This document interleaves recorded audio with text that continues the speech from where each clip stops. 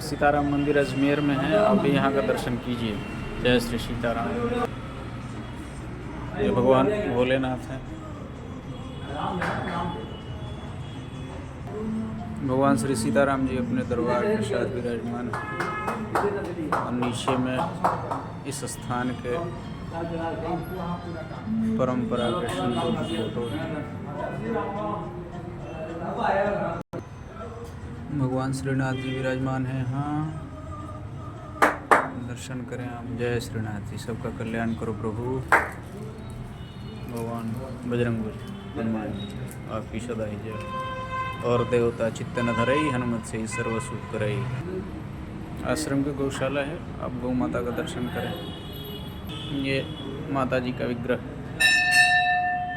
जगत जननी जगदम्बा माता दुर्गा जी। ये हमारे गुरु भाई ओमदास जी महाराज जो यहीं विराज रहे हैं। जय श्री सीताराम।